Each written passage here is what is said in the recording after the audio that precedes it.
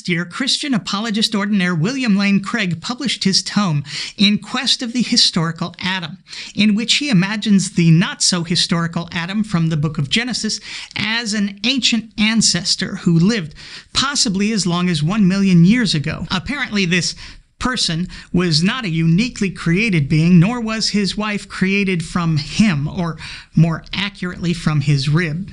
He was an evolved, sentient being, unlike the former guy. But the Adam from Genesis is not Craig's only target.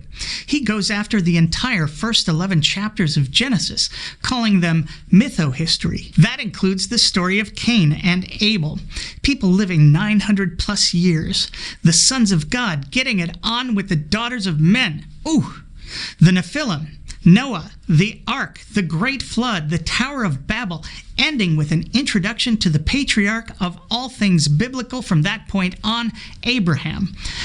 Though Abraham is somehow not mytho-history, despite having come from mytho-history.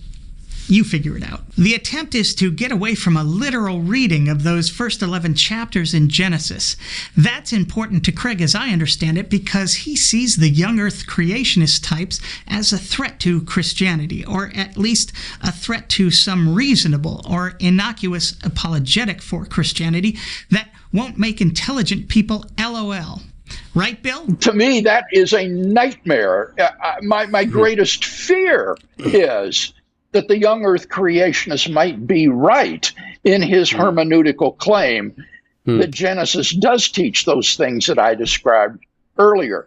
And I say that would be a nightmare because if that's what the Bible teaches, it puts the Bible into massive, I think, irredeemable conflict with modern science, history, and linguistics. And I don't want that to happen. And he's not pulling punches, not when it comes to those first chapters of Genesis. I mean, when you read a story about two people in an arboretum with these magical trees whose fruit, if you eat it, will grant you immortality or knowledge of good and evil. And then there's this talking snake who comes along and tempts them into sin. And then you have this anthropomorphic God walking in the cool of the garden, calling out audibly to Adam in his hideout.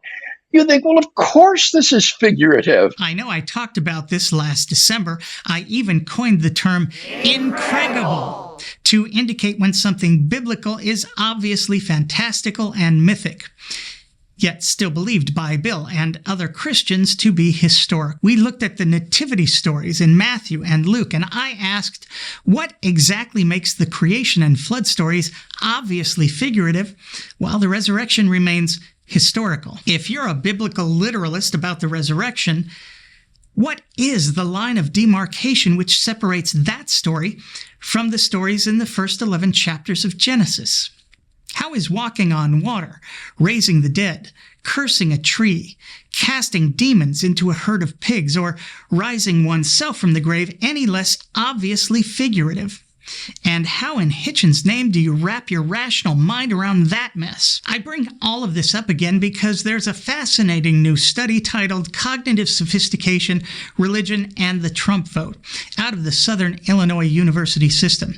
And that study links a lack of what it calls cognitive sophistication to a literal belief in the Bible as God's holy word and fundamentalism in general. The impact of cognitive sophistication appears to operate through bolstering secularism and undermining fundamentalist religious beliefs, which is exactly what Bill is attempting to do, at least for those first chapters of Genesis, which is why folks like Ham and Hovind are not fond of his efforts. But again, how is it that such cognitive sophistication is applied so narrowly? How can someone see those first 11 chapters in Genesis as figurative and not apply that same cognitive sophistication to everything else? Incredible! A talking donkey? A crowd wanting to rape a couple of angels? An entire sea being parted? And yes, a dying, resurrecting God-man? Really? To say nothing of all that incest.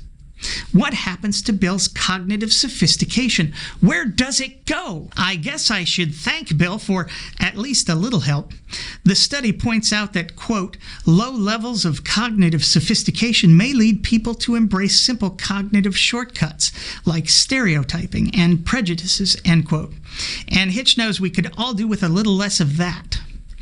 Though I can't help but feel like Bill is trying to have his cake and eat it too.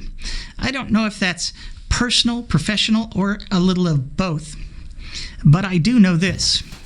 If you're not willing to apply your cognitive sophistication across the board, you'll end up with a good deal of cognitive dissonance. And I can't think of anyone more dissonant than Bill. Once again, I'm me. Thanks for watching.